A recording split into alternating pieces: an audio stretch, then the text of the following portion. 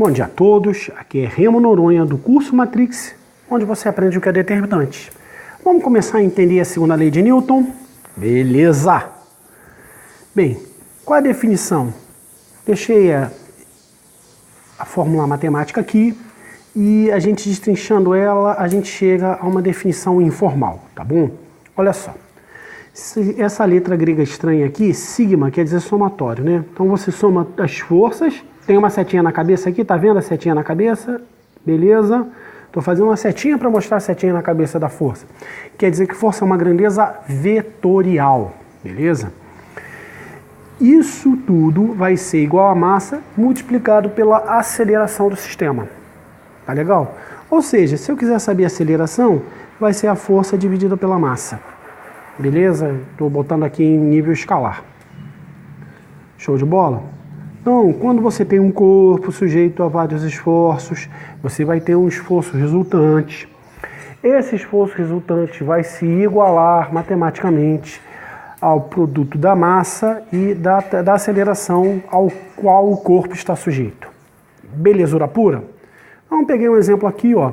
Você tem um canal, você tem um bacana aqui, outro bacana aqui, os dois fazendo um esforço. Esse esforço, como é um esforço de tração, ó, deixa eu usar a canetinha preta aqui, ó, o barco é tracionado para cá e para cá.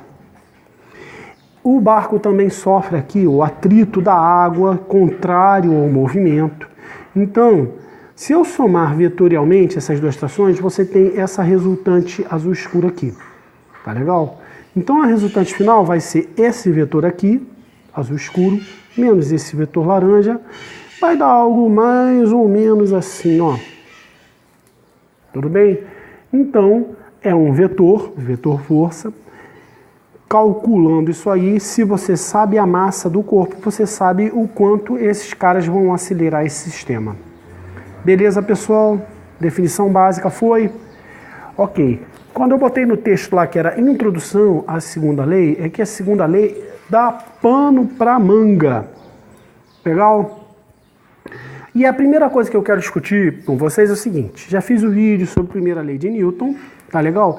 Que fala basicamente de inércia, ou seja, um corpo tende a manter seu estado de repouso em movimento.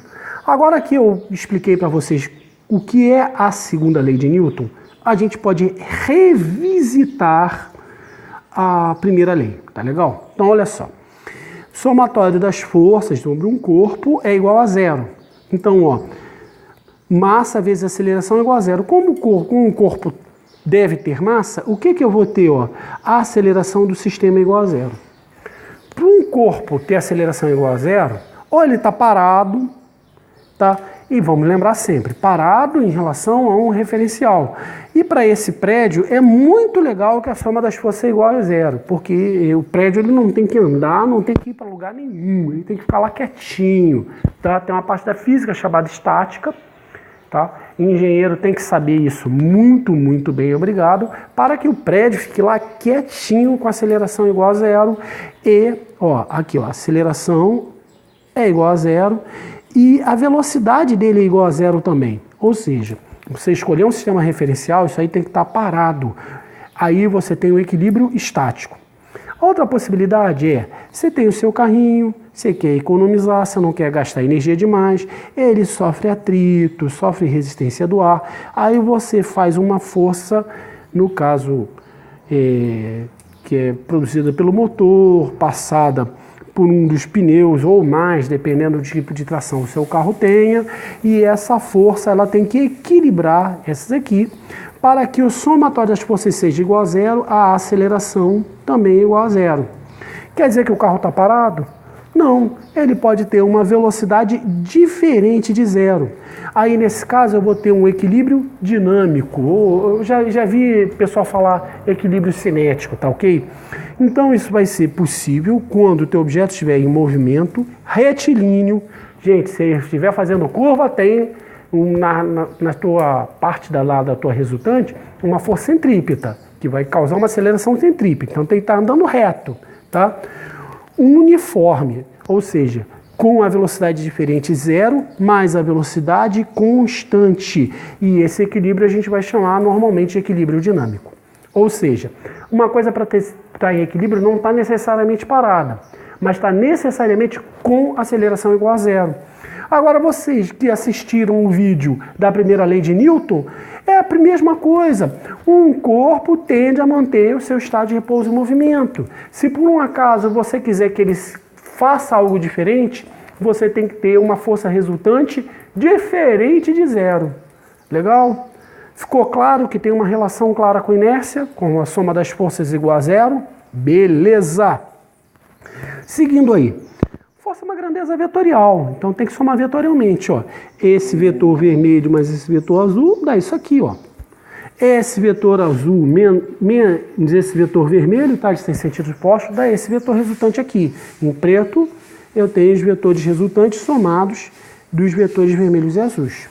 Legal? Agora aqui, opa, Pitágoras, ó. 3, 4...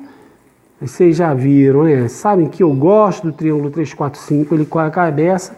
Então você tem a resultante aqui de 5, por exemplo, newtons, né? Já que a gente está falando de força, tá? Eu tenho uma resultante aí de 5 newtons. Nada impede também de que você tenha que aplicar a lei dos cossenos, tá ok? Eu não vou fazer a conta não, senão esse vídeo vai ficar muito longo, mas vou deixar aqui indicado, tá? Qual vai ser o valor da resultante, tá? Em módulo, resultante ao quadrado, vai ser F1 ao quadrado, ao azul lá está 4 ao quadrado, mais 3 ao quadrado, mais, tá legal? Porque é a diagonal, se fosse triângulo a gente ia colocar menos, beleza? 2 vezes o cosseno de 60 graus, que é meio, vezes uma força vezes a outra.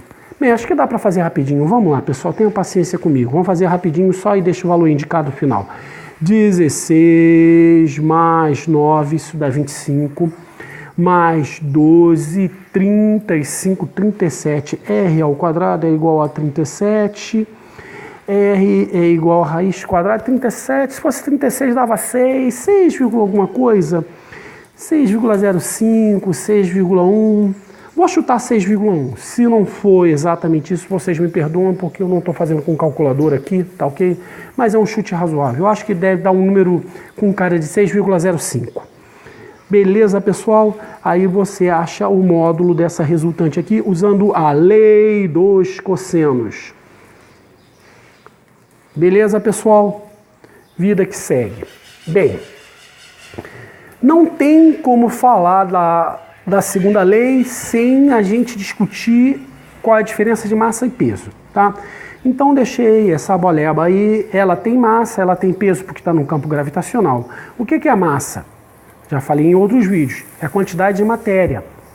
Você também pode enxergar ela como a medida da inércia de um corpo. Quanto mais massa, mais vontade esse corpo tem de manter a sua condição de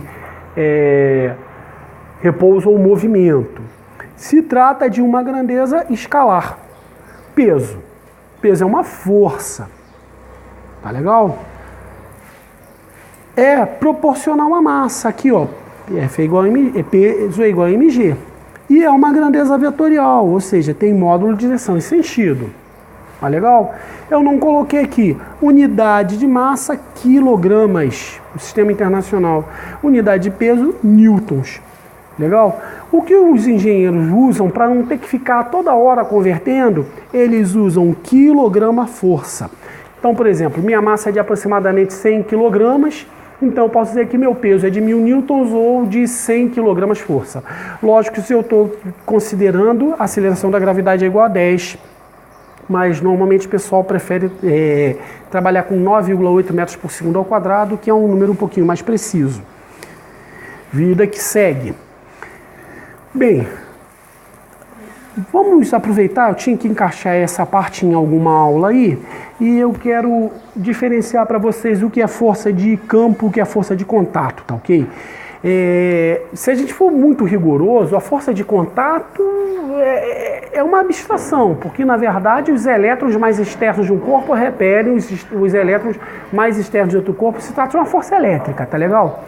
Mas vamos lá de física clássica. Quando você toca alguma coisa, como esse pé aqui nessa plataforma, ou essa maçã aqui na mesa, você tem uma força de contato. Quando você tem o peso de um corpo, você não precisa que esse corpo esteja tocando no planeta para que ele seja atraído. Quando você tem uma força magnética, tá ok? Esse ímã aí atraindo esse prego, essa taxinha, seja lá o que for, tá ok? Eles não precisam estar tocando um no outro para que haja a interação, tá ok? Bem, sempre lembrando que força é interação entre corpos. Beleza, pessoal? Ok.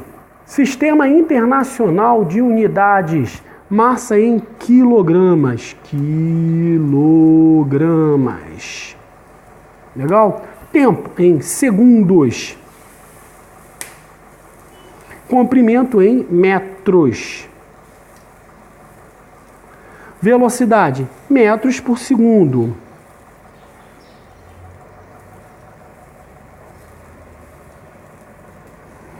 Aceleração, metros por segundo a cada segundo ou metro por segundo ao quadrado. E força, força em newtons, em homenagem... Não, estava certo, newtons, em homenagem ao grande físico inglês, tá ok? Esse foi uma das grandes cabeças, tá ok?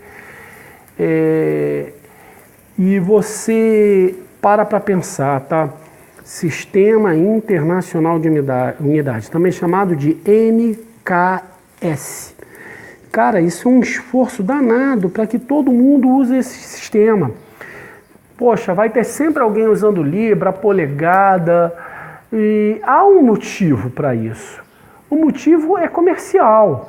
Enquanto os volantes ingleses for do lado esquerdo, você não consegue vender carro brasileiro lá. Ok? Então, infelizmente, a gente tem que lidar com um montão de conversões possíveis, tá ok?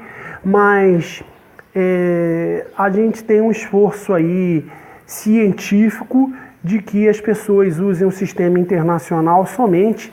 Inclusive, recomendo para vocês, tem uma página no Facebook, não, desculpa, um canal no YouTube chamado Veritasium, que o camarada ele mostra o esforço científico que está acontecendo no momento, e uma das coisas que tem é padronizar o sistema internacional a partir de grandezas físicas e não com um pezinho, uma massinha que eles colocaram lá na França e tudo mais, né, que isso é impreciso.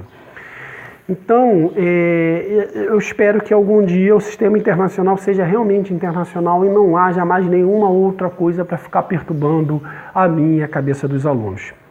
Bem, é isso. Aquele abraço.